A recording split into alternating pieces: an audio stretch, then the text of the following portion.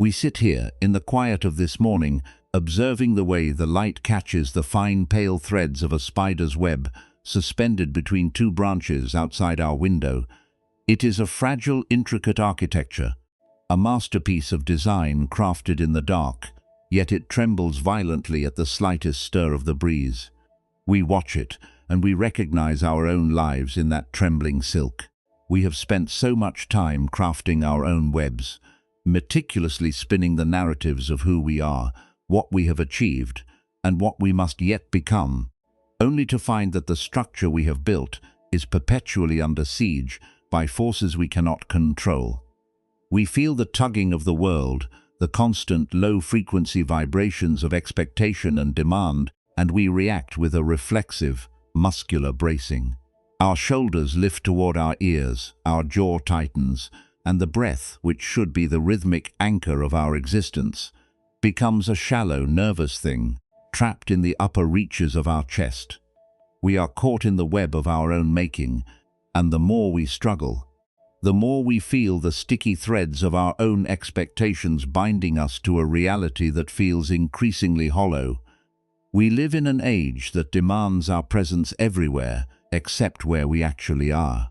We are perpetually casting our attention forward, toward the next email, the next deadline, the next validation, or backward, toward the memories of where we stumbled, how we were perceived, and what we might have done differently. We have become experts at living in the abstract space of our own mental projections, and as a result, we have lost the ability to feel the texture of the present moment. We do not taste the coffee, we analyze its temperature. We do not hear the silence of the room, we measure it against the noise of our own internal dialogue. We have become strangers to our own bodies, inhabiting them like rented rooms, noticing them only when they break down or demand something we are not prepared to give. Consider the way we walk through our days, our minds darting from one digital phantom to the next, our hands hovering over our screens, searching for a sign, a signal, a sense of belonging that never quite arrives. We have created a world of profound disconnection, where the more we are linked, the more isolated we feel. We feel it in the subway, in the grocery store, in our own homes, a subtle, pervasive sense of being alone in a crowd of ghosts. We have replaced the complexity of human intimacy with the predictability of data exchange, and in doing so, we have starved our nervous systems of the one thing they require to truly rest: the feeling of being genuinely seen and fully known, without the need for a filter, without the need for a performance, and without the need to be anything other than the raw, messy, beautiful truth of who we are. We are so profoundly conditioned to value the acquisition of things, information, status, approval, that we have come to treat our own inner lives as something to be managed, optimized, and corrected. We approach our minds with the same cold, analytical gaze we use to evaluate a failing piece of machinery. We look at our anxieties, our frustrations, and our moments of doubt as bugs in the system, as obstacles to the project of being a successful, productive individual. We try to think our way out of our own suffering, using the same mental faculties that created the suffering in the first place, to construct a logic that will justify it, explain it away, or force it into a state of submission. But we cannot solve the problem of the mind using the mind as a weapon. We cannot use the sword to cut the sword. We feel this frustration deep in our bones. It is the exhaustion of trying to sustain a performance that is no longer aligned with the truth of our own experience. We are tired of the mask. We are tired of the constant, low-level hum of anxiety that accompanies every decision. We are tired of the feeling that we are always one step behind, always missing the point, and always somehow failing to live the life we were meant to inhabit. And yet, we do not know how to stop. We do not know how to set the burden down because we are terrified of the silence that would follow. We are afraid that if we stop the motion, if we stop the busyness, if we stop the constant striving, we will finally be forced to look at the emptiness we have been running from all along. But what if this emptiness is not the void we imagine it to be? What if it is not a gaping black hole waiting to swallow us, but the fertile, silent ground from which everything true must eventually arise? We look at the spider's web again, and we realize that its strength is not in the silk itself, but in the space it holds. It is the emptiness between the threads that allows it to catch the wind, to hold the dew, and to fulfill its purpose. Our own lives have become so crowded with the debris of our own expectations, so cluttered with the junk of our own mental clutter, that we have no space left for the truth to land. We have become a house filled with so much furniture that there is no room left to live. We are bumping into ourselves in the dark, bruised by our own attachments, and convinced that the problem is the room, when the problem is the arrangement. We have begun to suspect that there is a different way to be, a path that does not lead us further into the labyrinth of our own minds, but back to the center of our own quiet, unshakable presence. We are tired of being the architects of our own distraction. We are ready to be the witnesses of our own unfolding. We are ready to step out of the web, not by tearing it down, but by simply recognizing that we are not the web. We are the consciousness that perceives the web, the one who can see the trembling threads, the one who can feel the vibration of the breeze, and the one who can choose to step back, to breathe, and to inhabit the stillness that has been waiting for us all along. This is the beginning of the undoing. It is not an act of destruction, it is an act of revelation.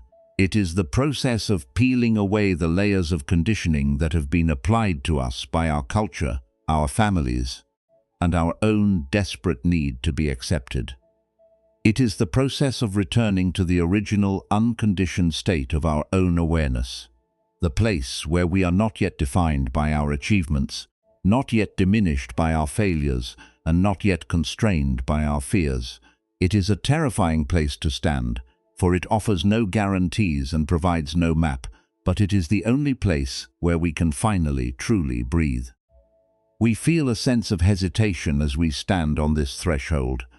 It is the hesitation of the traveler who has reached the end of the paved road and sees nothing ahead but the wild, unpredictable terrain of the forest. We have relied so long on the signposts of the social machine that we are afraid to trust our own internal compass.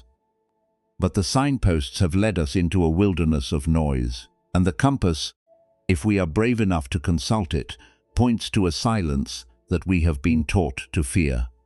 We are going to walk into that silence. We are going to move away from the noise, not by running away from the world, but by grounding ourselves so deeply in the present that the noise can no longer pull us off our center. We are not alone in this search. The vibration of our own exhaustion is the vibration of the entire world. Every person we pass in the street is carrying their own web, their own trembling threads, and their own quiet, desperate need for a different way of being. We are all connected by the commonality of our struggle, by the universality of our confusion, and by the shared underlying capacity for a clarity that transcends the noise of the mind.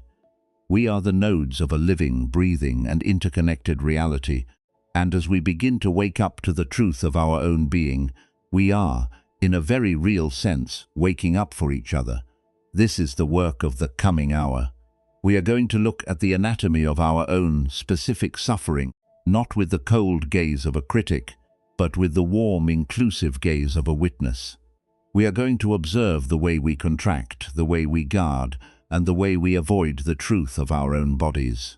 We are going to trace the lines of our own internal webs, not to untangle them all at once, but to recognize the patterns that have kept us bound for so long.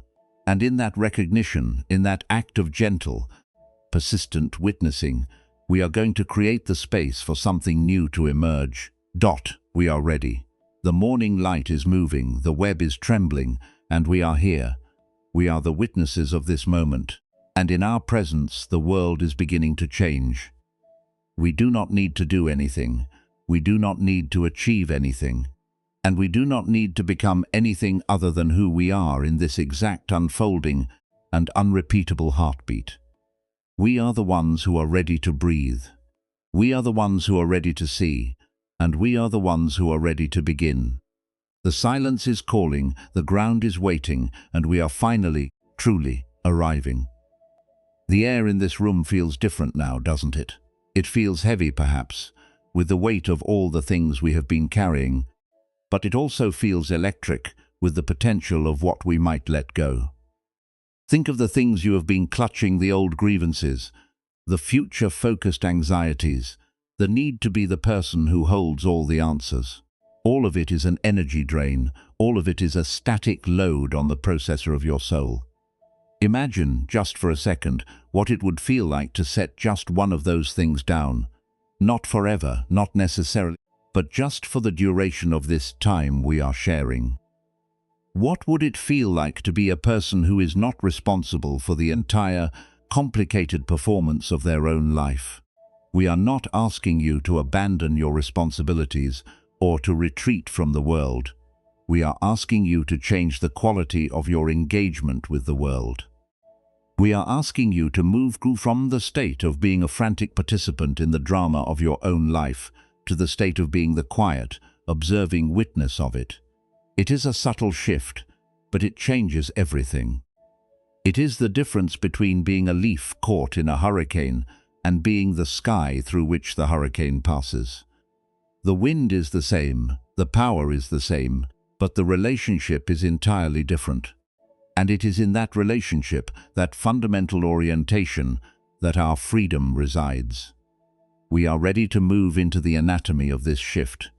We are ready to feel the way our bodies respond to the release of our own self-imposed pressure.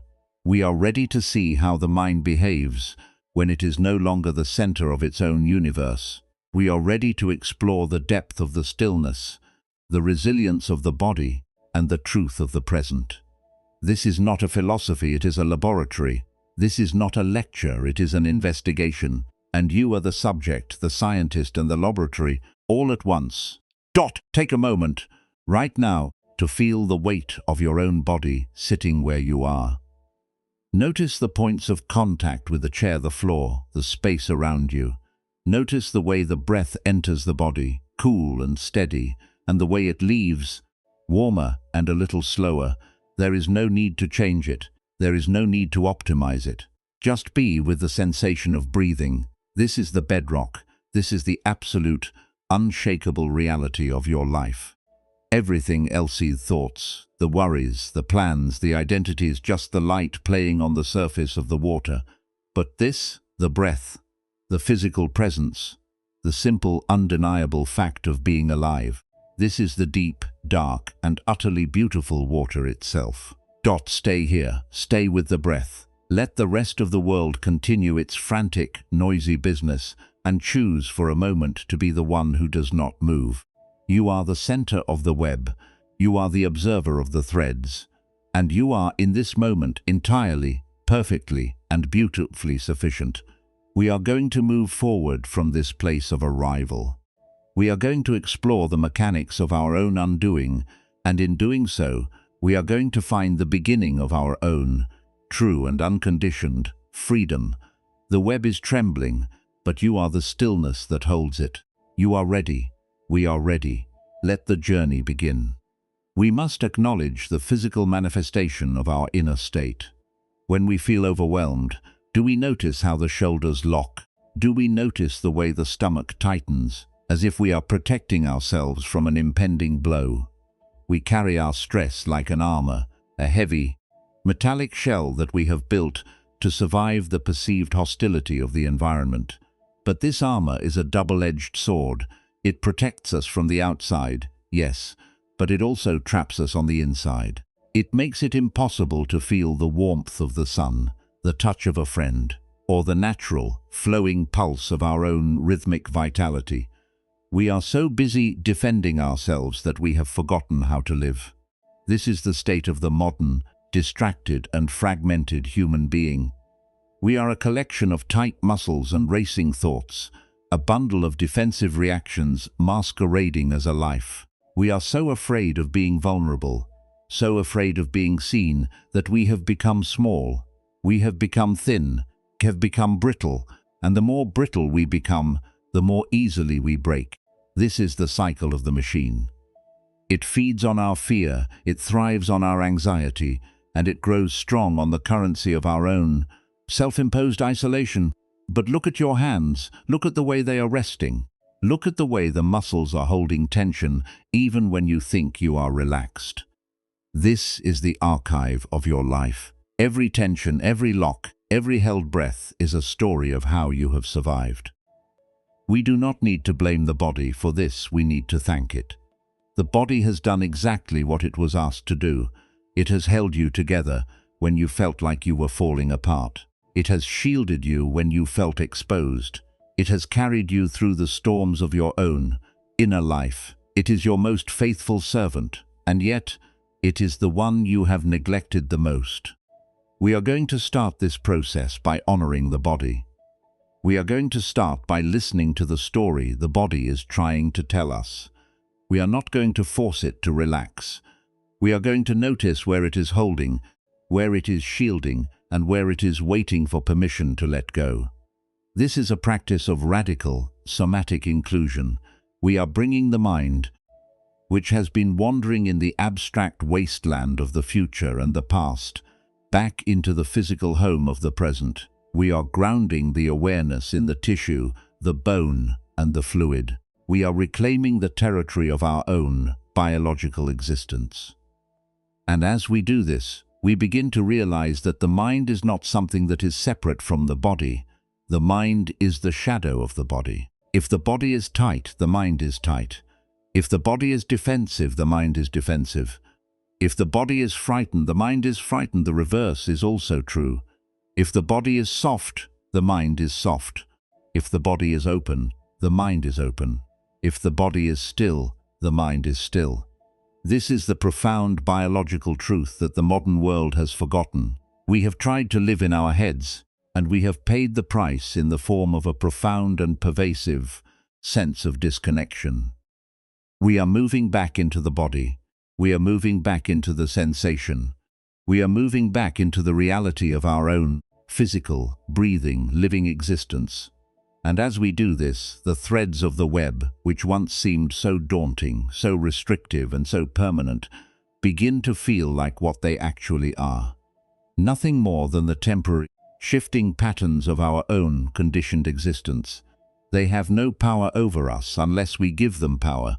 They have no substance unless we feed them with our attention. We are the architects of this too. And we are, from this moment forward, the architects of our own quiet and unshakable freedom. We are ready to look at the anatomy of our own specific webs. We are ready to identify the threads of expectation, the threads of comparison, the threads of validation, and the threads of self-judgment.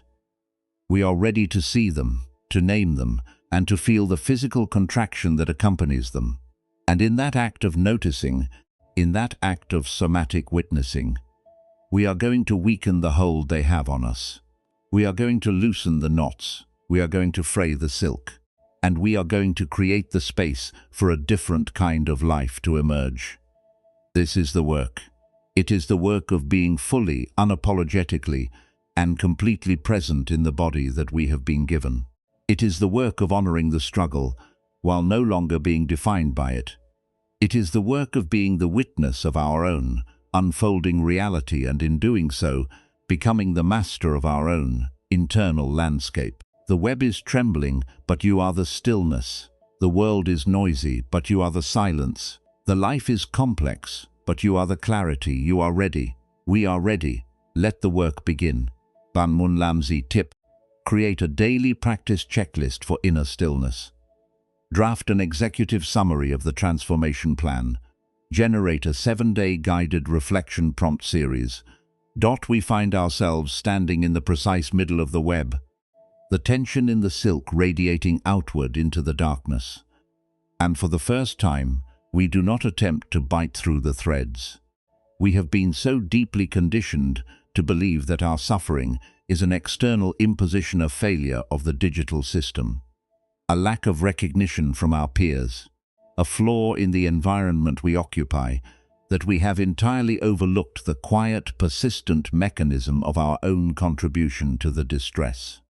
The distress is not the connection itself, it is the friction we generate by clinging to a specific version of what that connection should look like. We are caught in the paradox of the isolated node. We desperately want to be seen, yet we are terrified of being truly known. We have built our digital presence as a fortress, a high-walled perimeter of curated highlights and strategic silences, and we are surprised when the intimacy we crave cannot find a way to scale the ramparts. Think of the physical reality of this isolation. Consider the way we interact with our own nervous systems in the middle of a digital task. When we are waiting for a response, when we are scrolling through a feed of fragmented, disconnected moments, do we notice the way the breath hitches? Do we notice the subtle, almost imperceptible way we clench our teeth?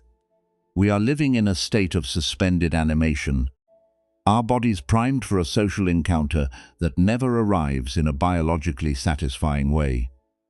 We are feeding our minds a steady artificial diet of social signifiers, but we are starving our limbic system of the visceral, tactile, grounding reality of a fellow human being.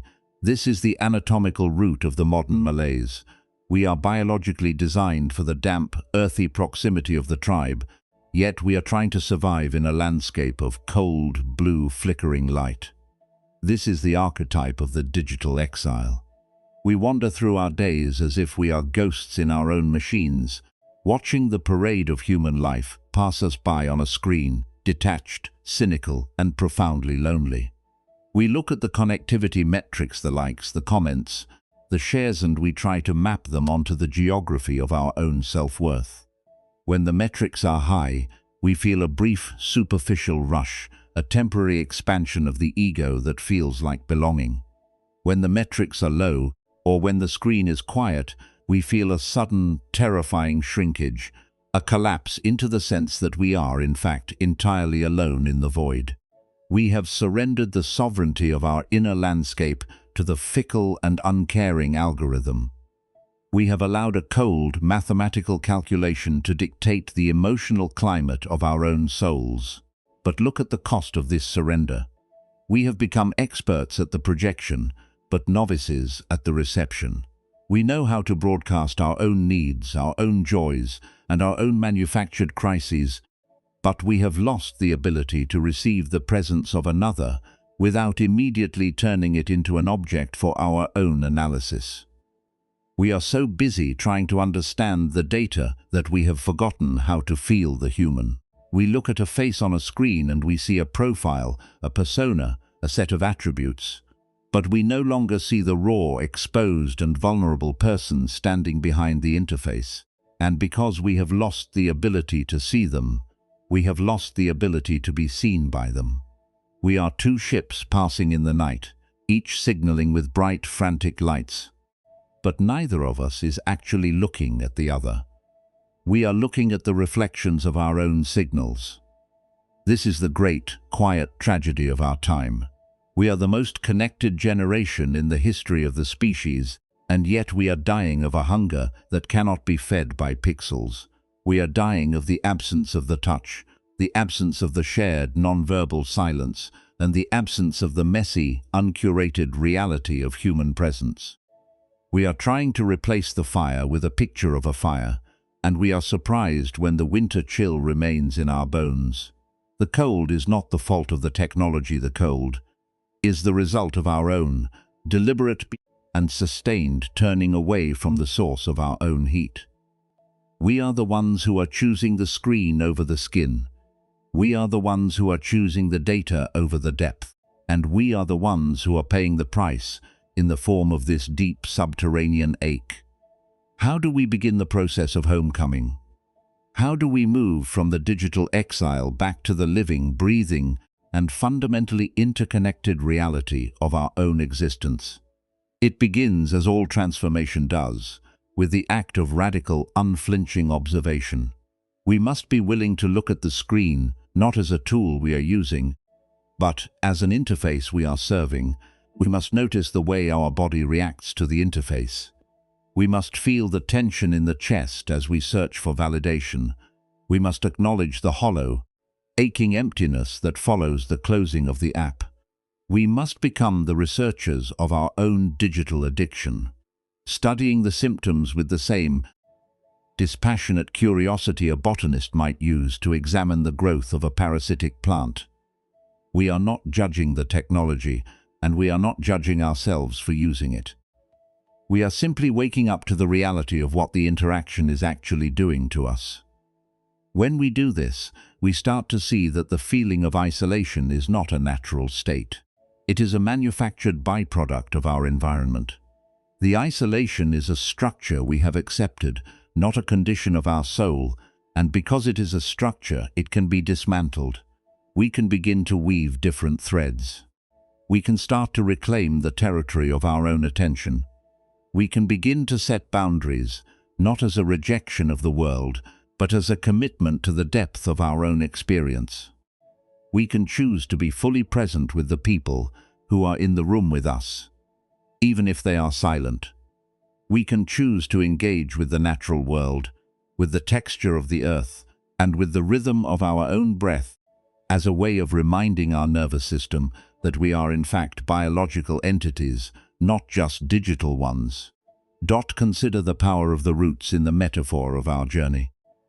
The roots of a tree do not connect to the other trees in the forest through a screen.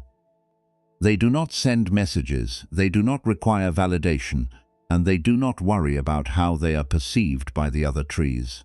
They reach out in the dark, through the damp, rich soil, through the deep, interconnected mycelium network, and they trade resources, they trade information, and they sustain the entire ecosystem in a way that is quiet, subterranean, and absolutely essential.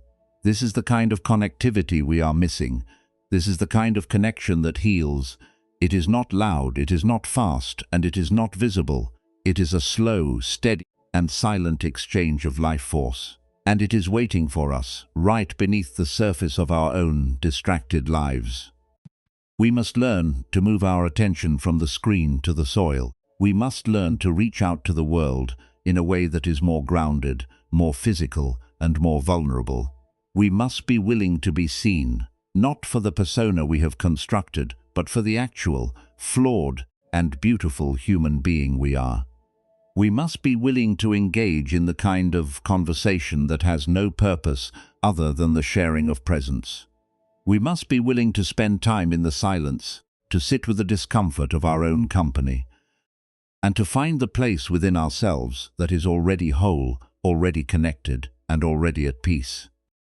This is the work. It is the work of cultivating our own inner garden, so that we have something real to offer when we finally reach out to the world. As we continue to walk through this day, we must be mindful of the way we treat the people we encounter. Are we looking at them, or are we looking through them? Are we listening to them, or are we listening to the internal monologue we are constructing about them? Are we engaging with their humanity, or are we engaging with their utility? This is the fundamental question of our practice. Every interaction is an opportunity to either reinforce the web of our own isolation, or to reach out through the dark and touch the living, breathing reality of another. Every encounter is a chance to step off the screen and into the room. We are so profoundly afraid of this. We are so afraid of the intimacy that comes with being real. We are afraid that if we show our true, unadorned self, we will be rejected, we will be judged, or we will be found wanting. But look at the people around you. They are carrying the same fear. They are standing in the same dark forest, reaching out with the same trembling roots, and hoping that someone, anyone, will acknowledge their existence. By being the first to offer the gift of presence, by being the first to show our own vulnerability, we are creating the space for them to do the same. We are changing the frequency of the room. We are shifting the dynamic of the encounter. We are becoming the catalyst for a different kind of connection. This is the architecture of interconnected empathy. It is the realization that we are never truly alone. Even in the moments when we feel the most isolated, We are part of a vast, unseen network of human experience, a web of suffering, of hope, of longing, and of love that connects every single one of us. We are the nodes of this network, and our presence is the signal that sustains it. When we are awake, when we are present, and when we are compassionate, we are helping to light up the dark. We are helping to feed the roots. We are helping to build a world that is not held together by the cold, thin threads of digital data, but by the warm, thick, and resilient bonds of our own shared humanity. We are moving into a new stage of our reflection. We are ready to look at the way our own defensive habits have blocked us from this connection. We are ready to feel the way our armor has kept us small, brittle, and alone. We are ready to feel the weight of this armor falling away. We are ready to feel the freedom of being soft, being open, and being real. We are moving from the state of the individual, separate and struggling, to the state of the participant, deeply connected and fully alive. This is the transition we are making right here, right now, in the silence of our own exploration. Consider the relief that comes with this realization. You are not responsible for holding the web together. You are not responsible for managing the perceptions of the world. You are responsible for only one thing: the quality of your own presence. You are responsible for the way you show up, the way you listen, and the way you offer yourself to the world. And in that one simple responsibility, you find a freedom that is entirely absolute. You are the architect of your own connection, and you are the garden in which the connection grows. This is the secret of the masters. They know that to change the world, they must first change the way they touch the world. They know that to experience love, they must first be the source of love. They know that to find connection, they must first be the ones who reach out, through the dark, and offer the gift of their own unfiltered presence. They are the ones who are no longer waiting for the screen to light up. They are the ones who are lighting up the world, one interaction at a time. They are the ones who have finally and truly come home to the forest of their own interconnected humanity. As we lean into this, we must be careful not to fall back into the trap of performance. We must not try to be empathetic as a way of being liked. We must not try to be connected as a way of managing our own anxiety. We must be truly, deeply, and sincerely interested in the reality of the other. We must be willing to be changed by the encounter. We must be willing to learn, to grow, and to be softened by the truth of someone else's experience. This is the work of a person who has decided that their own egoic need for self-preservation is no longer the highest priority in their life. It is the work of a person who has decided that they are finally ready to be a part of the whole, rather than the center of their own, small and isolated world. The connections we forge in this way are not fragile. They are not dependent on the technology, they are not dependent on the performance, and they are not dependent on the validation. They are forged in the reality of the human heart, and they are sustained by the truth of our own common experience. They are the connections that allow us to endure the winter, to survive the drought, and to flourish in the light. They are the connections that make us human, and they are the connections that make our lives worth living, even in the middle of the noise, even in the middle of the uncertainty, and even in the middle of the dark. This is the architecture of our inner sovereignty.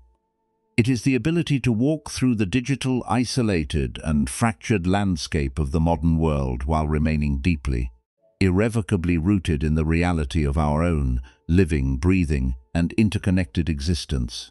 It is the ability to be the mountain, to be the root, and to be the light, all at the same time. We are building this architecture, one interaction at a time, one breath at a time, and one quiet, intentional act of kindness at a time. We are the builders, and we are the world we are creating. The web is trembling, yes. The world is noisy, yes. The darkness is real, yes. But you are the observer, you are the root. You are the one who is reaching out through the dark and touching the reality of the whole. And in that reach, You are already the person you were meant to be. You are already the connection you were searching for. You are already at home. Stay here. Stay with the roots. Stay with the dark. And let the light of your own presence, your own sincerity, and your own unshakable connection to the whole begin to weave the threads of a new, more profound, and more beautiful life. You are ready. We are ready. Let the integration begin. The challenge of our time is to remain human in a world that is increasingly trying to turn us into digital entities. It is the challenge of keeping our eyes on the eyes of the person standing before us, even when our devices are buzzing in our pockets, demanding our attention. It is the challenge of listening to the nuance of a human voice, even when it is mediated by a poor connection, and choosing to value the presence over the data. It is the challenge of acknowledging our own common and shared humanity, even when the algorithm is trying to categorize us, segment us, and separate us into tribes of our own digital making. This is the work of the master of connection. It is the work of one who understands that the data is not the person, that the signal is not the experience, and that the simulation is not the reality. It is the work of one who knows that the most important thing we can ever do is to be fully, authentically, and present in the moment with another human being. This is the work that will save us, not because it will solve the problems of the world, but because it will restore the humanity that the problems are trying to destroy. We are the ones who are responsible for this restoration.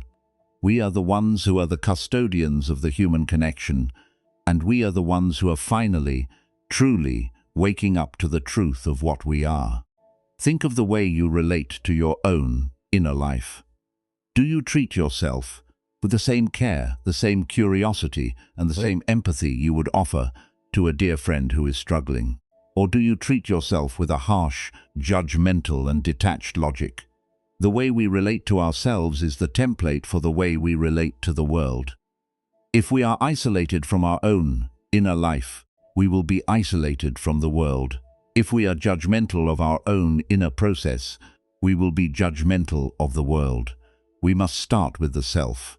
We must start by being the ones who reach out through the dark of our own internal landscape and touch the roots of our own shared humanity. We must be the ones who are the friends to our own hidden and vulnerable selves. This is the beginning of the end of our isolation. It is the moment when we stop being the judge and become the gardener.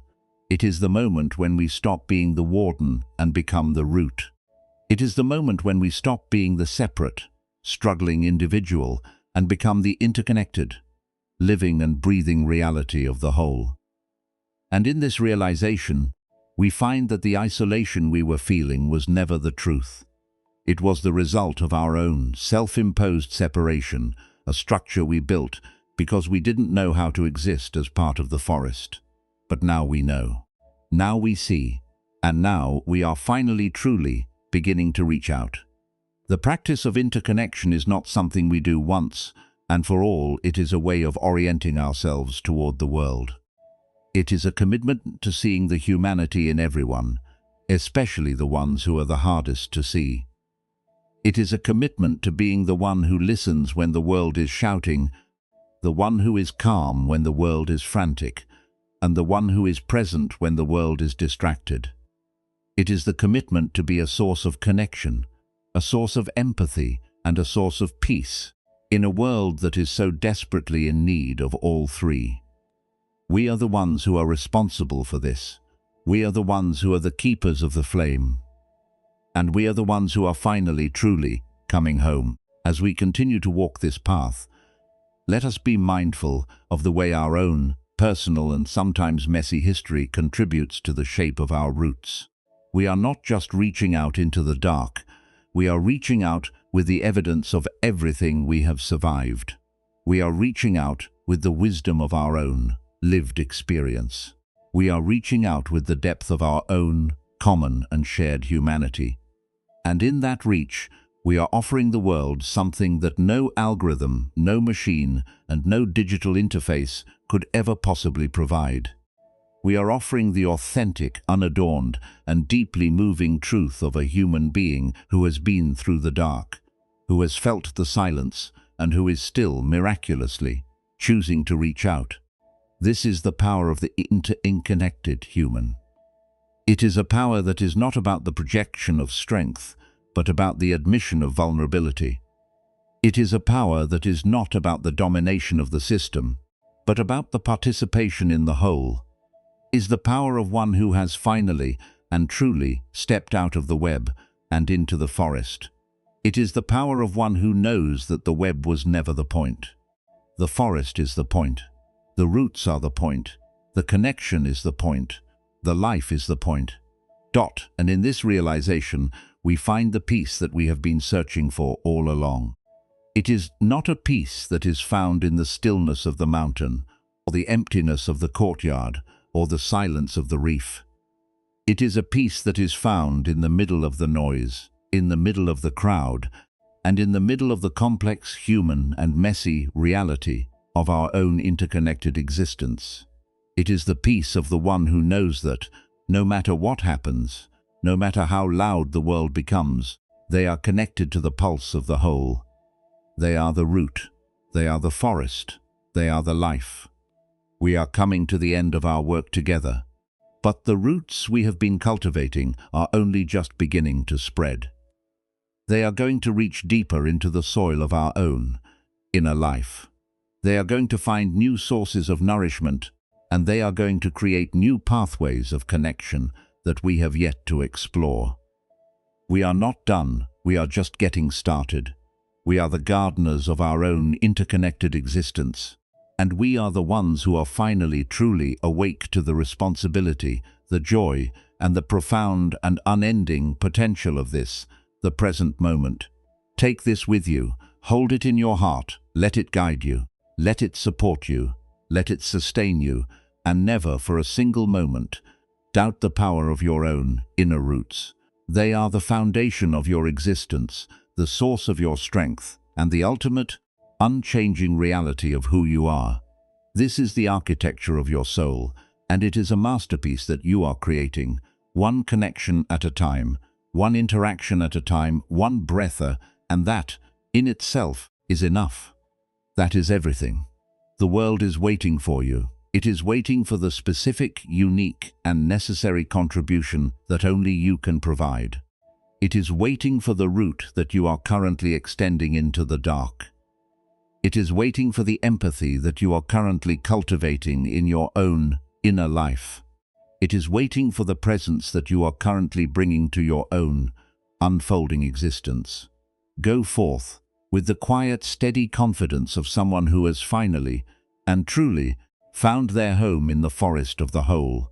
Go forth and weave the threads of your own interconnected and beautiful life. We are finished, and we are just beginning, and in this, there is everything. There is the connection, there is the root, and there is the forest. Everything is unfolding exactly as it should, and you, in your quiet, steady, and unshakable presence, are the witness to the miracle of it all. May you walk into the world with this empathy, and may you find that wherever you go, and whatever you do, you are already connected, you are already supported, and you are already at home in the vast and silent and interconnected reality of the whole. This is the end of the building process, but the beginning of the life we were meant to live. It is a life that is no longer held hostage by the hunger for connection, but one that is empowered by the signal of the present. It is a life that is no longer governed by the dictates of the machine, but by the unfolding of its own inner truth. And as we continue to inhabit this architecture, we will find that the connection we were seeking is not something we have achieved, but something we have become. We are the architects, we are the forest, and we are the roots that live within it. And in this realization, we are finally and truly at home. Band Mun Lamzi Tip: create a daily practice checklist for inner empathy. Draft an executive summary of the transformation plan. Generate a 7-day guided reflection prompt series. We find ourselves standing in the ruins of our own self-constructed fortifications, surrounded by the debris of conversations we attempted to dominate and arguments we fought to win, only to discover that in our victory, we have become profoundly, achingly isolated. We have spent lifetimes acting as the frantic architects of a reality that exists solely within the confines of our own minds. A meticulous blueprint where every person we encounter is a character assigned a specific, rigid role, and every event is a puzzle piece that must be forced into our narrow, preordained vision of how the world should function. When the reality of the situation fails to conform, when a friend expresses a thought we deem erroneous, when a colleague drifts from the logical path we have painstakingly laid out, or when a family member resists our guidance, we feel a sharp, piercing pain. This is the first arrow, the natural, unavoidable friction of existence. It is the sting of reality, clashing with our expectations, a momentary discomfort that, if left alone, would pass like the wind through the trees, leaving no trace. But we do not leave it alone. We grasp the arrow, we examine its tip, we marvel at the source of our discomfort, and we fire it back into our own hearts, over and over again, until the wound is no longer a simple scratch, but a deep, festering cavern of resentment, superiority, and isolation. This is the second arrow, the self-inflicted burden of the corrector, a role we have adopted with such intensity that we have forgotten how to be anything else. To understand the mechanics of this self-inflicted suffering, we must look at the way our minds construct the concept of truth as a fortress. We believe that there is a static, objective version of reality, and that we have been appointed its primary defenders. We think that if we allow a misconception to exist in our presence, if we permit a flawed idea to go unchallenged, we are somehow failing in our duty, failing in our wisdom, and failing in our integrity. But this is a grand ego-driven delusion. We are not defending truth. We are defending our own internal consistency. We are defending the fragile, static self that needs the world to agree with it in order to feel solid. When we see an error in another, we are not looking at a flaw in the universe. We are looking at a threat to our own carefully curated sense of who we are and what we know. The urgency we feel, that electric, impatient need to speak, to correct, and to redirect is not a manifestation of our helpfulness. It is the ego's way of saying, "Look at me. I am the one who knows. I am the one who is right. I am the one who is safe." If we could step back from this frantic mental motion, we would see that this need to correct is fundamentally an act of violence against the present moment.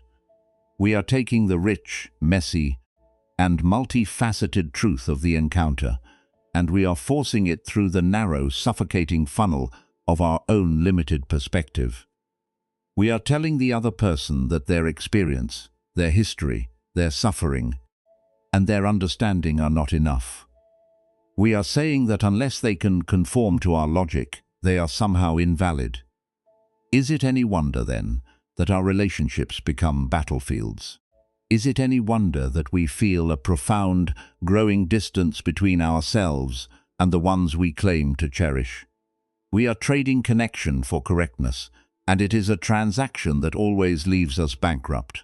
The truth we think we are defending is a hollow shell, for truth that is not grounded in compassion is not truth at all. It is merely an opinion dressed in the robes of authority. The realization that we are not the final authority on reality is the first real crack in the wall of our egoic fortress.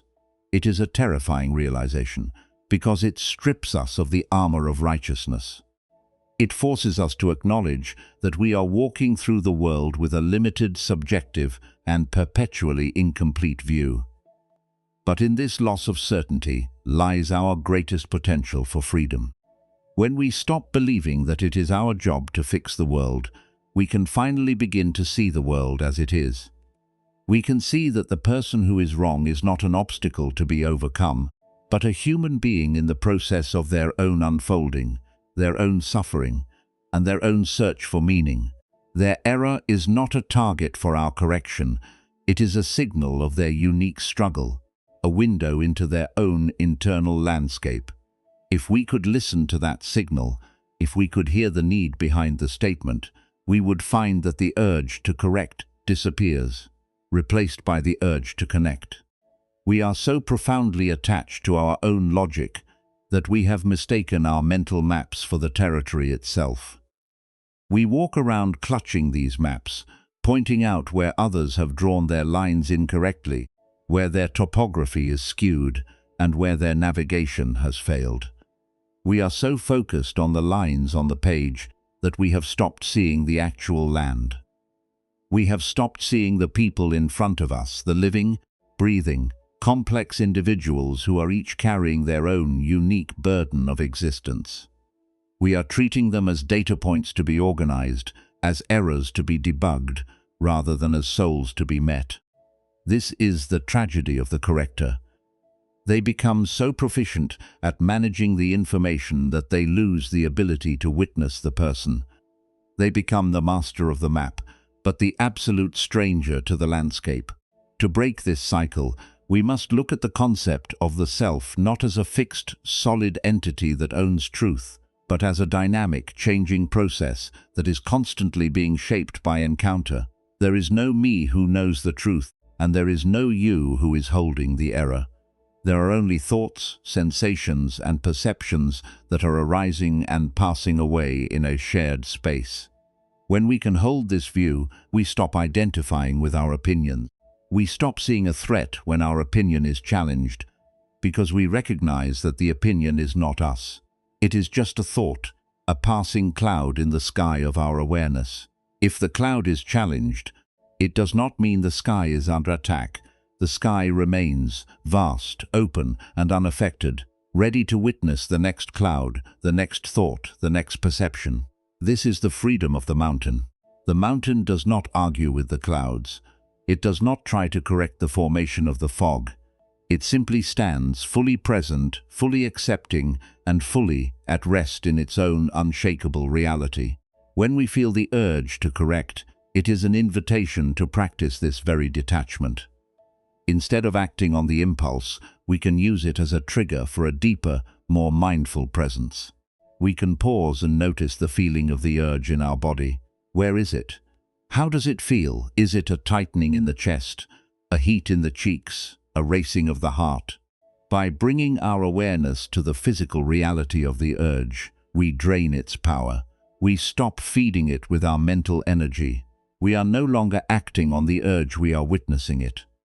We are becoming the mountain that observes the urge without being moved by it. And in that space of witnessing, we find that the urge, like the cloud, begins to dissolve. It loses its urgency, its power, and its authority, and we are left with the ability to choose how we want to respond, or indeed, whether we need to respond at all. This choice is the heart of our practice. We are moving from the reactive life to the intentional life. We are learning that silence is not a sign of agreement or weakness, but a sign of strength, confidence, and compassion. When we choose to listen rather than correct, we are making a radical countercultural act of love. We are giving the other person the most precious gift we have, our full, non-judgmental attention.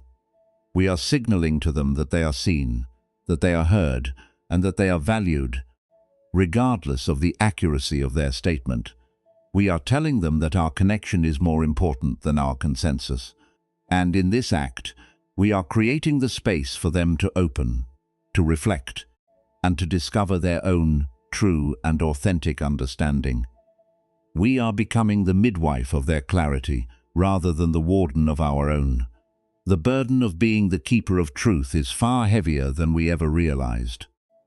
We have been carrying this weight for so long that we have mistaken it for a natural part of our identity. We have thought that without our corrections, without our edits, and without our interventions, the world would drift into chaos. But the world has its own rhythm, its own laws, and its own mysterious way of moving toward understanding. We are not the ones who must hold the sky together. We are not the ones who must ensure that the stars are in their proper alignment. We are participants in the unfolding, not the orchestrators of it. And when we finally set down the burden, when we finally allow ourselves to be just another human being, standing on the same ground, struggling with the same questions, and searching for the same meaning, we find a relief that is almost physical. We find the relief of being finished with the fight. We are so afraid of being vulnerable, so afraid of being seen as not knowing, that we use the habit of correction as a shield. But vulnerability is the very thing that connects us. It is the common, human experience of being lost, of being wrong, and of searching for clarity that makes us human. When we drop the mask of the expert, when we drop the pretense of the judge, we invite the other person to drop their mask as well. We create a space of intimacy that is impossible to achieve in the courtroom of constant evaluation. We become two people, standing in the truth of our own, limited and fragile humanity, and in that honesty, we find a connection that is far more profound, far more healing, and far more transformative than any intellectual agreement could ever provide. As we deepen this practice, we will begin to notice that the urge to correct starts to appear less frequently.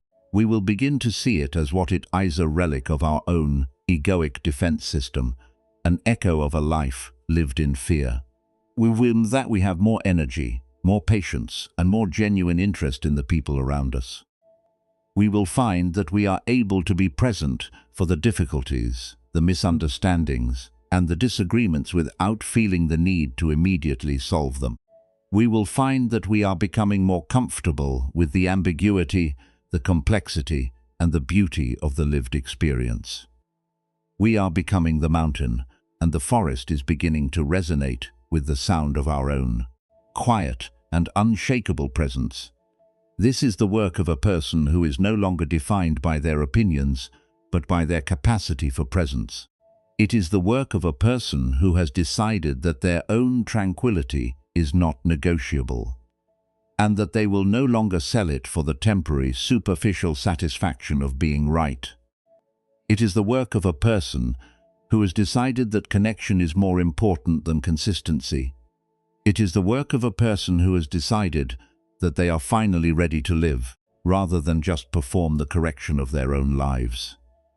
As we continue to walk this path, let us be mindful of the way our practice of witnessing the world is directly connected to our practice of witnessing ourselves. They are one and the same. When we cease to be the corrector of the world, we cease to be the corrector of ourselves. When we become the witness of the world, we become the witness of ourselves. We are breaking the cycle of externalized judgment and internalized criticism, and we are finding a new, more centered way of being, one that is built on the foundation of shared humanity, compassion, and the deep, abiding truth of our own unshakable presence. This is the work that we are doing together, in the silence of our own exploration. It is the work of coming home, the work of being present, and the work of being the mountain. And as we continue to go deeper into the stillness, we find that the world itself is starting to change, or rather, that the world is beginning to reveal itself to us in a new, clearer, and more profound way. We are seeing things we never saw before. We are hearing things we never heard before. We are feeling the pulse of life in a way that is deep, resonant, and alive. We are waking up. We are finally, truly waking up right here, in the middle of the hum, in the middle of the noise, and in the middle of the perfect, unfolding truth of this moment. Mountain continue to stand. The forest continues to breathe. And we, in the midst of it all, are learning how to be, how to listen, and how to remain in the quiet and uncorrected reality of our own beautiful existence. We are moving into the final stage of our journey, where the distinction between the mountain and the sky, the witness and the witnessed, the corrector and the corrected, begins to dissolve into the unity of the present moment. We are ready for the stillness. We are ready for the clarity. We are ready for the truth. Let us proceed one breath, one moment, and one uncorrected heartbeat at a time. There is a profound, almost invisible, shift that occurs when we truly commit to this way of being. We start to notice that the world responds to us in kind. When we show up without the need to correct, we create a vacuum that invites others to fill with their own authentic truth. We find that people start to trust us more, to open up more, and to share things with us they would never have shared if they felt we were constantly judging them. We find that our relationships become less about the exchange of information and more about the exchange of presence. We find that we are able to navigate the friction of our lives with a sense of ease that we never thought possible. We are becoming a different kind of human being, one who is grounded, open, and fundamentally at peace. This peace is not something we have to earn, it is something we have to allow. It is already here, beneath the surface of the static, beneath the surface of our own ego-driven needs, and beneath the surface of our constant, compulsive efforts to edit the world. It is the ground of our being, the source of our strength, and the ultimate reality of who we are. It is the mountain. It is the mountain that has been standing there, patiently waiting for us to stop running, waiting for us to stop correcting, and waiting for us to arrive, fully, completely, and honestly, at the foot of our own true and uncorrected existence. We are arriving. We are arriving now, and as we breathe and as we listen and as we notice, we are finally, truly being. This is the truth we have been searching for, and it is the truth we are now beginning to embody. It is the truth of the mountain, and it is the truth of the human heart, finally and forever, at rest. Let us hold this truth together as we move into the quiet, into the breath, and into the deep and unfathomable mystery of this, the present moment. Everything is unfolding exactly as it should. We are exactly where we need to be.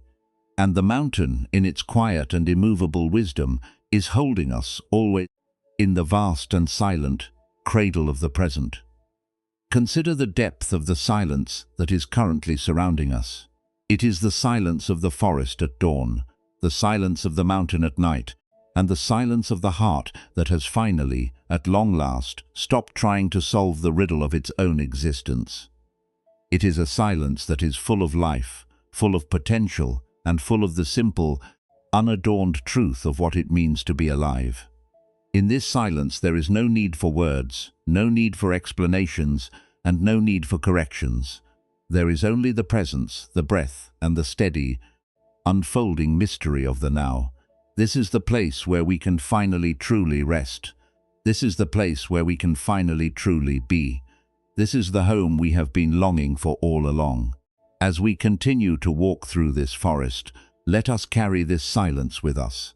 Like a secret, precious and life-giving treasure, let us bring it back into our busy lives, into our complicated relationships, and into the challenges of our own internal dialogue.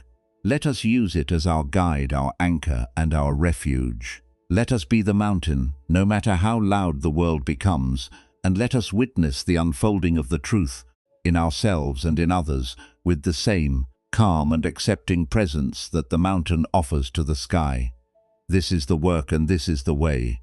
And as we finally and truly arrive at the center, we find that the journey was never about correcting the world. It was about finally allowing ourselves to be corrected by the world, corrected of our illusions, corrected of our armor, and corrected of our fear, until only the truth remains, in the quiet, and in the breath, and in the living, breathing reality of this, our shared, human, and perfectly unfolding existence. We must also confront the way we treat ourselves with this same compulsive need for correction. We are the most relentless critics of our own lives. We monitor our every thought, every feeling, and every action, scanning for errors, scanning for flaws, and scanning for ways to improve, to optimize, and to perfect. We treat ourselves like a project that is constantly behind schedule, an unfinished work that requires our constant, vigilant oversight. But this self-correction is the most insidious form of the second arrow. It is the arrow we fire into our own heart every single day under the guise of self-improvement. We are essentially saying that we are not enough, that we are not right, and that we must change before we can be allowed to rest. This internal correction is the source of our deepest exhaustion.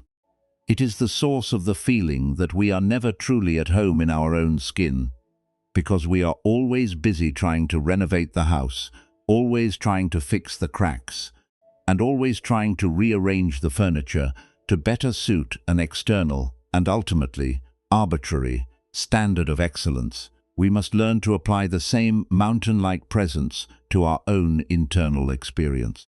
We must learn to be the mountain that observes our own thoughts, our own feelings, and our own actions, without the need to rush in and correct them.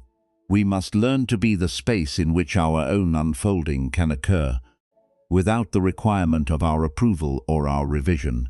We must learn to be our own, most compassionate and most steady companion. This is not to say that we should give up on growth or discard the desire for change.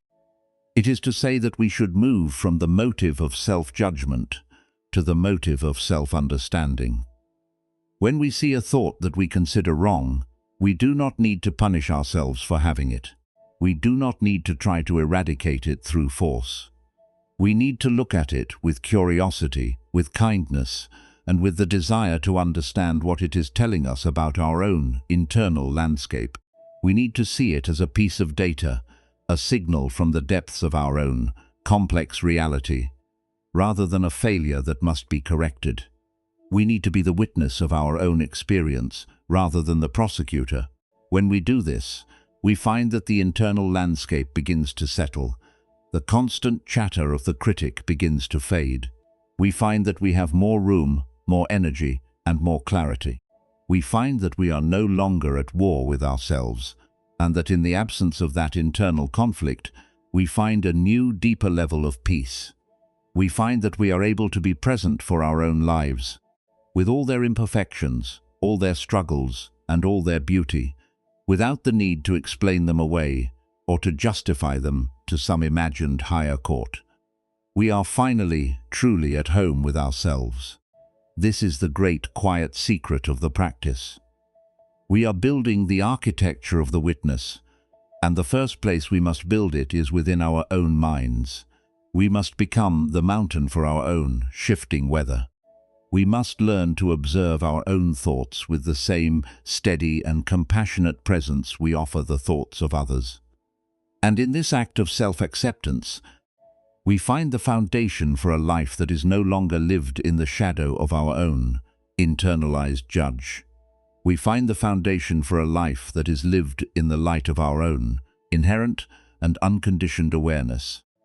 As we continue to walk this path, let us be mindful of the way our practice of witnessing the world is directly connected to our practice of witnessing ourselves. They are one and the same. When we cease to be the corrector of the world, we cease to be the corrector of ourselves. When we become the witness of the world, we become the witness of ourselves. We are breaking the cycle of externalized judgment and internalized criticism. And we are finding a new, more centered way of being, one that is built on the foundation of shared humanity, compassion, and the deep, abiding truth of our own unshakable presence. This is the work that we are doing together, in the silence of our own exploration. It is the work of coming home, the work of being present, and the work of being the mountain. And as we continue to go deeper into the stillness, we find that the world itself is starting to change, or rather, that the world is beginning to reveal itself to us in a new, clearer, and more profound way. We are seeing things we never saw before. We are hearing things we never heard before. We are feeling the pulse of life in a way that is deep, resonant, and alive. We are waking up. We are finally, truly, waking up right here, in the middle of the hum, in the middle of the noise, and in the middle of the perfect, unfolding truth of this moment. The mountain continues to stand, the forest continues to breathe, and we, in the midst of it all, are learning how to be, how to listen, and how to remain in the quiet and uncorrected reality of our own beautiful existence. We are moving into the final stage of our journey, where the distinction between the mountain and the sky, the witness and the witnessed, the corrector and the corrected, begins to dissolve into the unity of the present moment. We are ready for the stillness. We are ready for the clarity. We are ready for the truth. Let us proceed one breath, one moment, and one uncorrected heartbeat at a time. There is a profound, almost invisible, shift that occurs when we truly commit to this way of being. We start to notice that the world responds to us in kind. When we show up without the need to correct, we create a vacuum that invites others to fill with their own authentic truth. We find that people start to trust us more, to open up more, and to share things with us they would never have shared if they felt we were constantly judging them. We find that our relationships become less about the exchange of information and more about the exchange of presence. We find that we are able to navigate the friction of our lives with a sense of ease that we never thought possible. We are becoming a different kind of human being, one who is grounded, open, and fundamentally at peace. This peace is not something we have to earn, it is something we have to allow.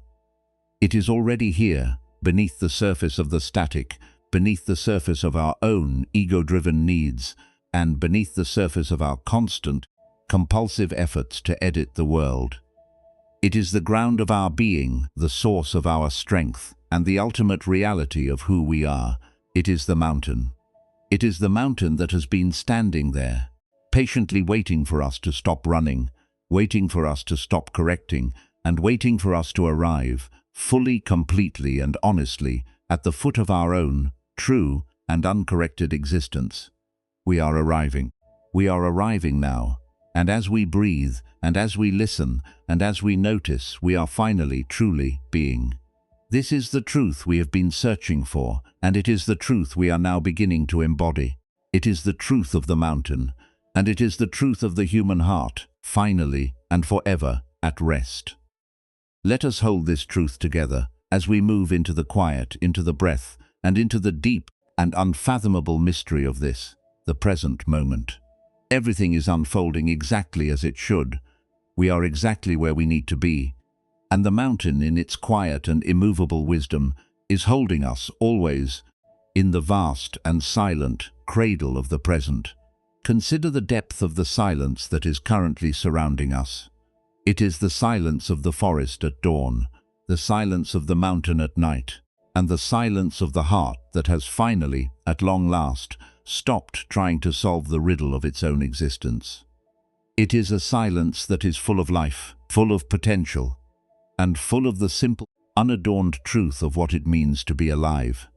In this silence there is no need for words, no need for explanations, and no need for corrections. There is only the presence, the breath, and the steady, unfolding mystery of the now. This is the place where we can finally truly rest. This is the place where we can finally truly be. This is the home we have been longing for all along. As we continue to walk through this forest, let us carry this silence with us, like a secret, precious, and life-giving treasure. Let us bring it back into our busy lives, into our complicated relationships, and into the challenges of our own internal dialogue. Let us use it as our guide, our anchor, and our refuge. Let us be the mountain, no matter how loud the world becomes, and let us witness the unfolding of the truth in ourselves and in others, with the same calm and accepting presence that the mountain offers to the sky. This is the work, and this is the way. And as we finally and truly arrive at the center, we find that the journey was never about correcting the world, it was about finally allowing ourselves to be corrected by the world, corrected of our illusions, corrected of our armor, and corrected of our fear, until only the truth remains in the quiet and in the breath and in the living, breathing reality of this, our shared, human, and perfectly unfolding existence, to build the architecture of our inner sovereignty. The capacity to remain unmoved in the face of another's confusion or incorrectness. We must transition from the abstract recognition of our habits to the concrete, moment-by-moment work of reconditioning the mind. We have identified that the compulsion to correct is not merely an intellectual disagreement, but a deeply ingrained physiological defense mechanism.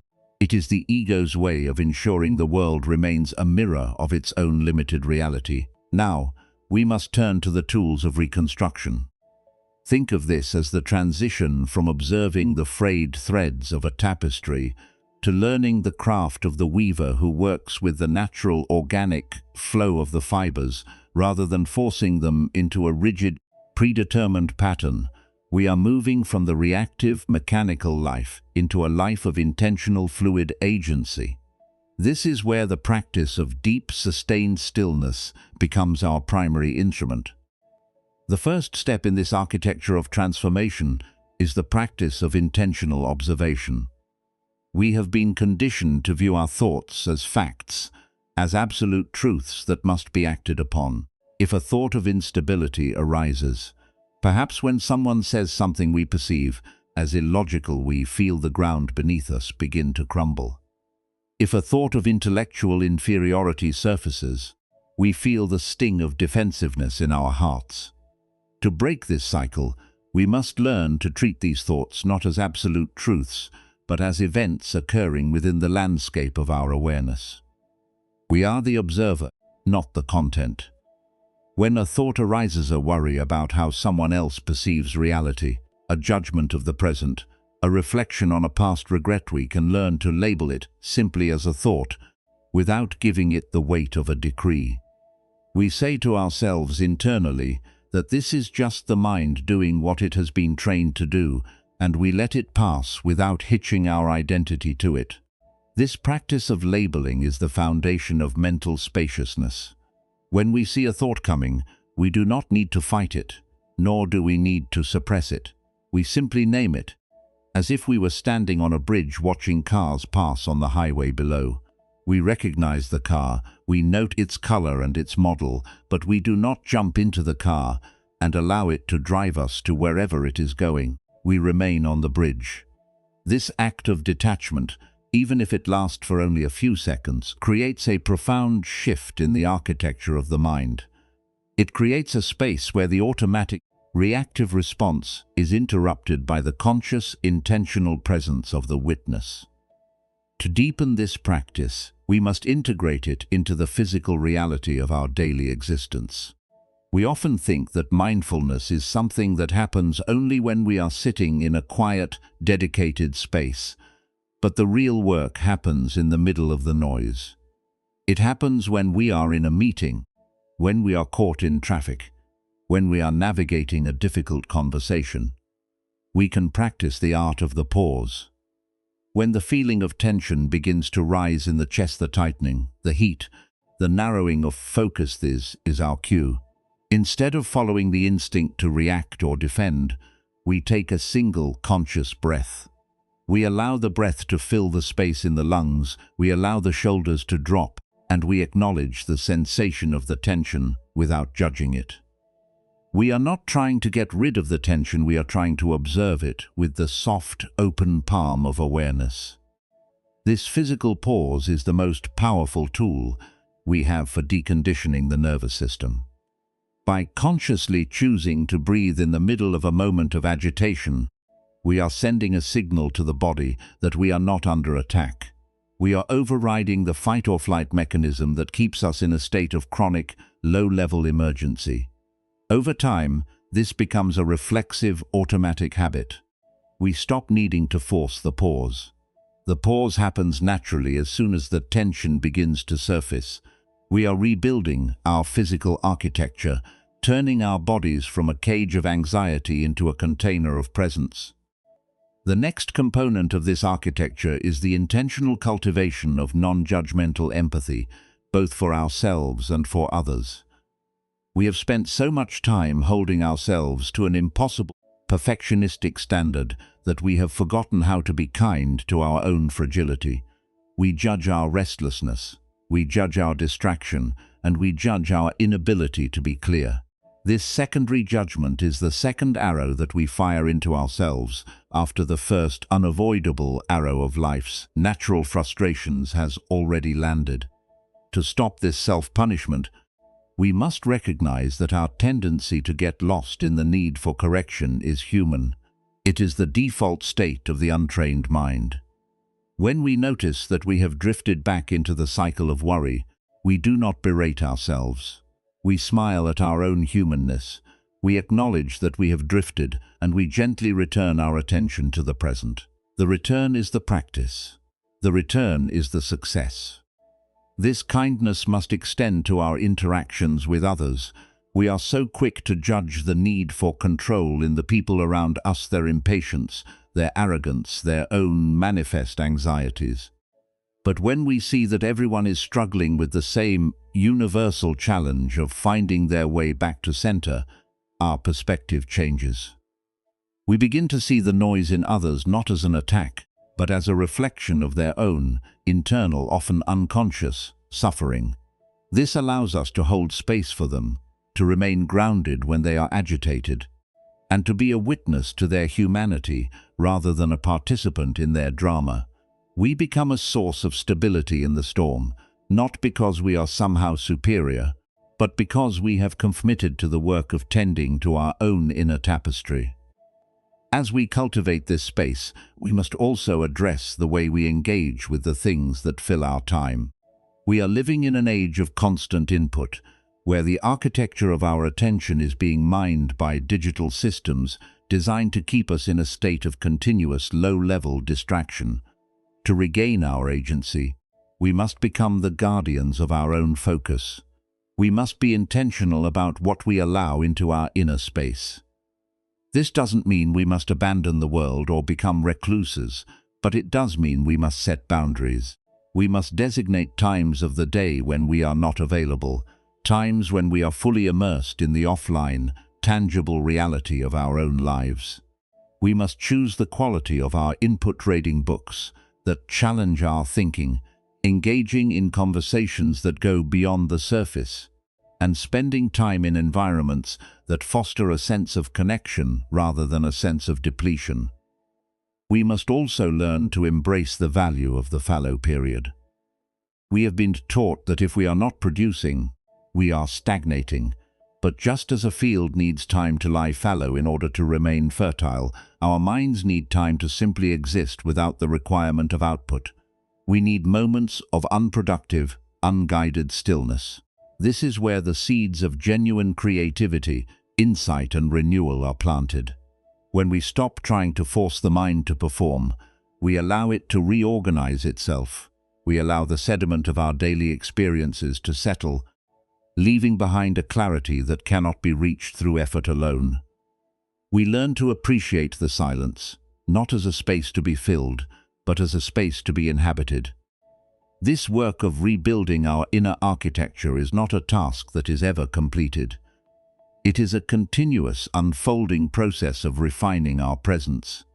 There will be days when the static feels overwhelming, when the habits of the past feel too heavy to discard, and when the desire to return to the comfort of the machine feels irresistible.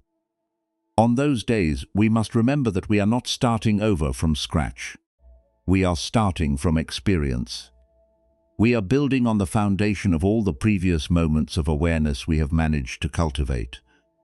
Each time we return to the center, we are deepening the pathway. We are carving out a more reliable, more resonant, and more accessible route to our own inherent freedom. As we continue this practice, we will notice that the world itself begins to look different. It is not that the external circumstances of our lives have necessarily changed, it is that the lens through which we view them has shifted. We are no longer looking at the world through the narrow, protective, and often distorting lens of our own ego-driven concerns. We are looking at it with a wider, more expansive, and more compassionate perspective. We see the patterns of the world more clearly, and because we are less entangled in them, we are better able to navigate them with wisdom and grace. We are like a traveler who has finally understood the terrain. We still have to walk the path, but we no longer feel like we are lost. The architecture we are building is a reflection of our own true nature. It is not something we are inventing, it is something we are uncovering.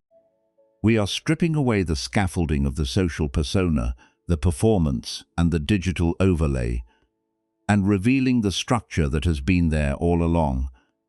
We are finding that underneath all the complexity, there is a simple, radiant, and deeply grounded core that is capable of navigating any storm. We are finding that we are not the fragile, needy individuals we once thought we were. We are resilient, adaptable, and capable of a depth of presence that is profoundly transforming. This is the work of a lifetime, and yet it is a work that happens entirely in the present moment. It is the work of being fully alive in this exact, unfolding, and unrepeatable moment.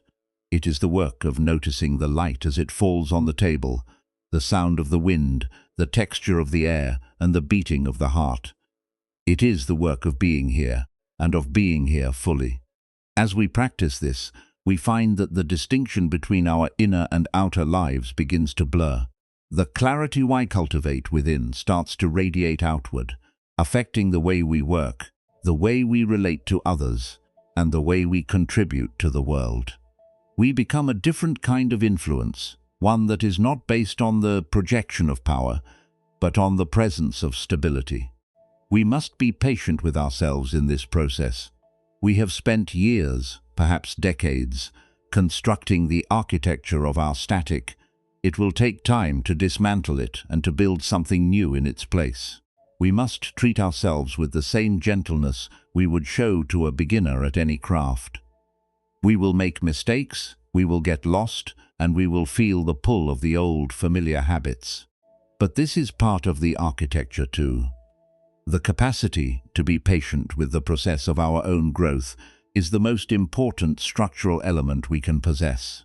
It is the mortar that holds the rest of our practice together. As we reach this point in our journey, we must recognize that the most significant change is the one that happens beneath the surface. It is the quiet, almost invisible change that occurs.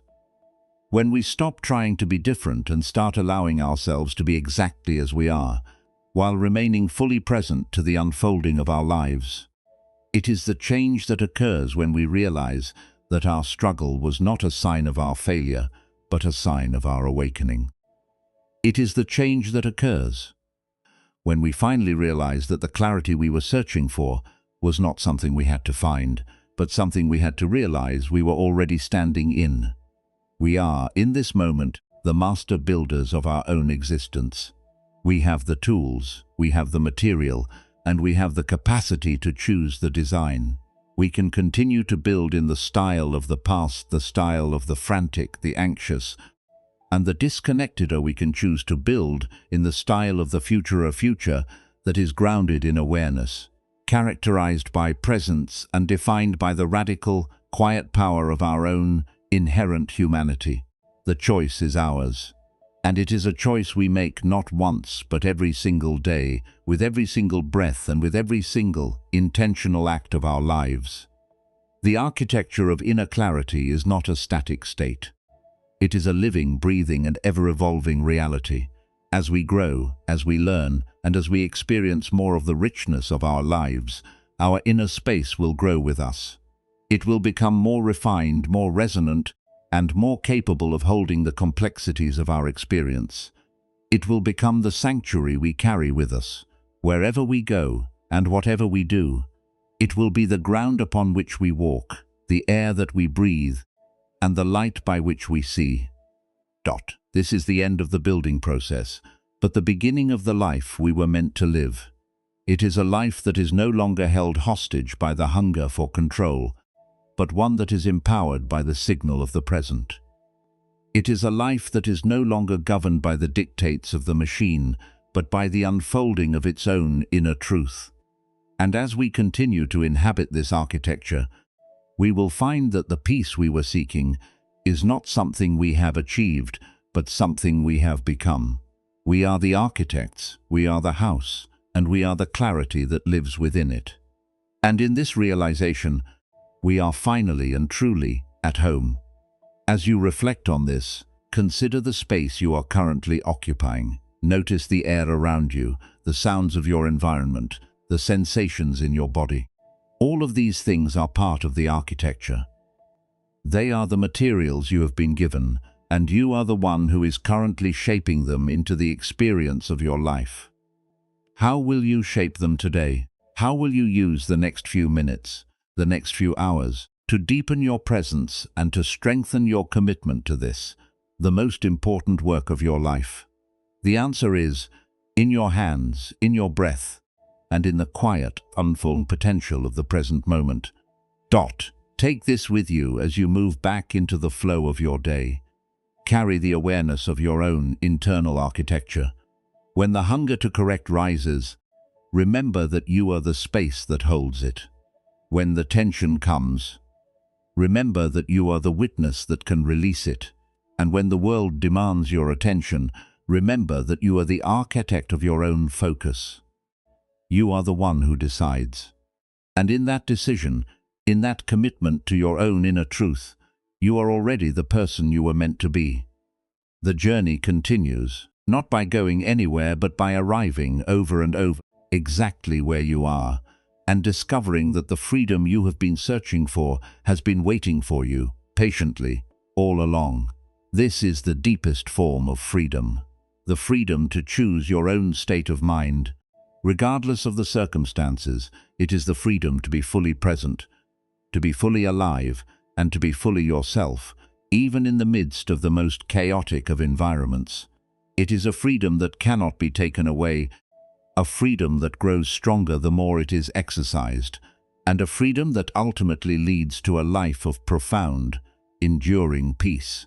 It is the architecture of the soul, and it is a masterpiece that you are creating, one breath at a time. There are no blueprints for this that can be handed to you by someone else. You are the only one who can write the design, and you are the only one who can carry it out. You must be willing to experiment, to fail, to adjust, and to learn. You must be willing to trust the process, even when it feels uncertain, and even when it feels like nothing is happening. Because the most profound changes in our inner life are often the ones that are the least noticeable to the outside world. They are the quiet, slow, and steady changes that form the bedrock of a life that is truly, deeply, and authentically lived. As you step forward, remember that you are not alone in this. There are others who are also building their own architecture, who are also learning the craft of the witness, and who are also finding their way back to the clarity.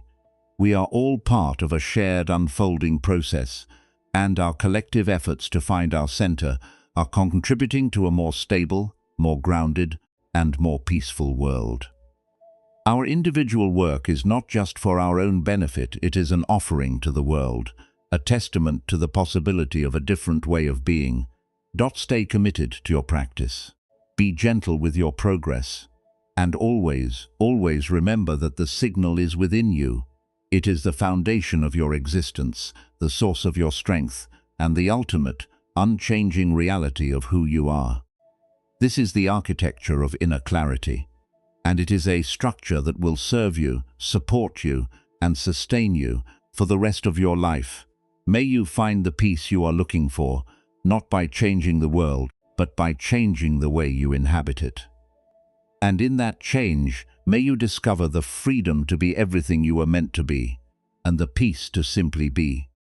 The process of deconditioning the mind is not about becoming someone new, but about shedding the layers of who we were told we should be. We must understand that our attention is a limited resource, and where we place it determines the quality of our reality. When we spend our days feeding the hunger to correct, we are investing in a version of ourselves that is inherently unstable, reactive, and dependent on external validation. When we spend our days cultivating the signal, we are investing in a version of ourselves that is grounded, intentional, and deeply resonant with our own inner truth. This is why the practice of intentional stillness is so revolutionary. By choosing to step out of the constant stream of stimulation, even for a few minutes a day, we are reclaiming our sovereignty. We are saying that our attention is not for sale. We are saying that our value is not determined by the number of connections we have, or the amount of output we generate, or the degree of approval we receive. We are saying that we are the final authority on the quality of our own experience. And when we make this claim, everything begins to change. The people around us may not understand why we are pulling back.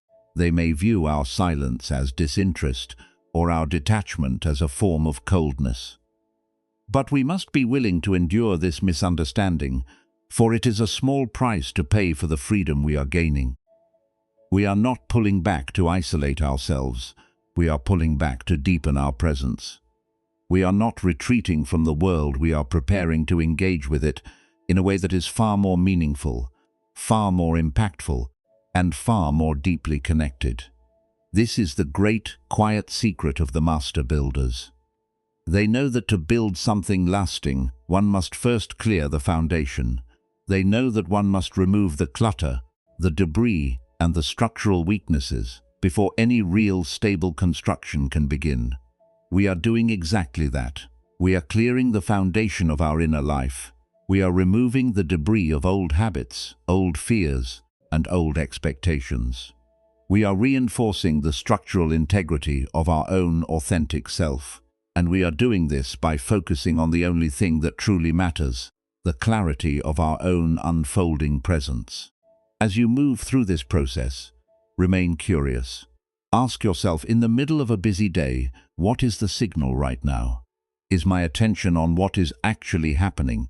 Or is it on the story I am telling myself about what is happening? Is my focus on the reality of the moment, or is it on the anticipation of a future that has not yet arrived? Am I tuned into my own station, or am I broadcasting someone else's? These questions are the compass that will keep you on the path. They are the instruments that will keep you on frequency. And if you find that you have drifted, if you find that you are once again caught in the static, do not be hard on yourself. Just notice it, laugh at the humanness of it, and then, with a gentle, patient, and persistent heart, turn the dial back to center. That is the work.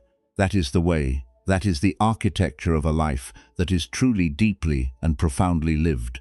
And in the end, it is the only way to be. It is the only way to live. And it is the only way to find the clarity that you were meant to have all along. The clarity you are building today is not just for you. It is for everyone who will ever cross your path. When you are centered, when you are grounded, and when you are fully present, you are a beacon of stability for others. You are a source of calm in their storm.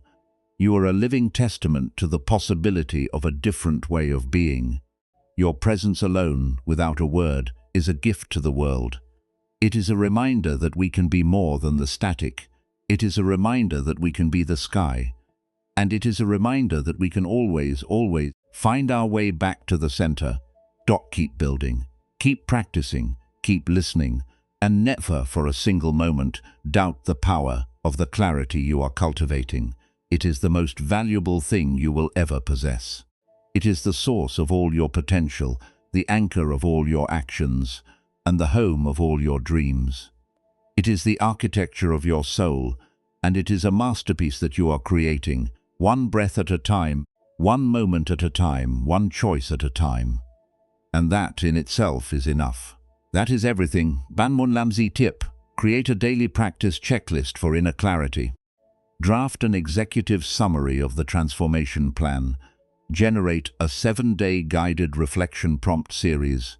The horizon we have reached is not a distant, static point on a map we have been diligently following, but a fundamental expansion of the very space in which our lives unfold. We have spent this time traveling from the frantic, jagged edges of our own conditioning, the compulsive need to be right, the exhaustion of the performance, and the deep-seated fear of an unscripted future toward the quiet, steady center of our own inherent clarity.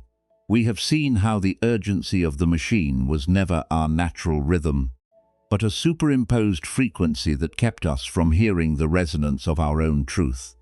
We have recognized that the boredom we feared was not a void, but a vast, fertile courtyard waiting for the light of our own undivided attention. As we stand here now, In the cooling light of this realization, we find that the weight of the second arrow, the self-inflicted burden of judgment, the frantic need for validation, and the resistance to what issues, simply lost its grip. We are no longer the weary laborers of our own ego, constantly trying to construct a version of ourselves that the world will accept. We are the witnesses of a life that is living itself through us. There is a profound, quiet power in this shift. It is not a power that seeks to exert influence over others or to impose order upon the chaos of the world. It is the power of the mountain, the power of the still lake, the power of the observer who understands that the movement of the clouds is not a threat to the sky. We see now that the clarity we were searching for was never a prize to be won at the end of a long, arduous struggle.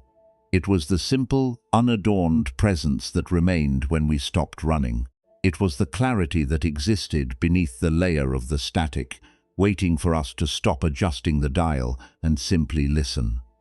In this silence, we find a freedom that is entirely independent of our external circumstances. We can navigate the ambiguity of our existence, we can meet the unexpected turns of our lives, and we can remain rooted in our own deep and abiding peace, not because we have figured it all out, but because we have realized that we do not have to. We are enough, exactly as we are, in this unfolding, unscripted moment. The life that lies ahead of us is not a destination we are heading toward, but a way of being we are now invited to inhabit. We will still face the friction of existence, for that is the nature of living in a world of constant change. We will still feel the pull of old habits, for the mind is a creature of deep-seated patterns. But we are different now. We are no longer the slaves of our own reactions. We have built an architecture of inner sovereignty, a sanctuary within the mind where we can return, again and again, to the source of our own stability.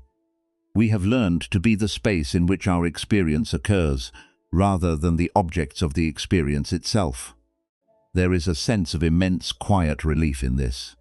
We have finally set down the heavy stone statue of who we thought we had to be. We have finally stopped trying to read the unwritten future and started to feel the pulse of the present. The performance is over, and the reality has begun. It is a reality that is far more vibrant, far more textured, and far more deeply moving than the play we were performing for an invisible audience. It is a reality that allows us to connect with the people around us, not as characters in our own drama, but as fellow travelers on the same beautiful and sometimes difficult journey. We are moving forward with a lightness of touch, a clarity of purpose, and a heart that is finally, truly open. The map is gone, the script is burned, and the sky is wide, infinite and entirely our own. We have arrived, not at the end of the road, but at the beginning of the life we were meant to inhabit all along. And as we continue to breathe into this, the quiet unfolding potential of the day, we find that we are already, and have always been, precisely where we need to be.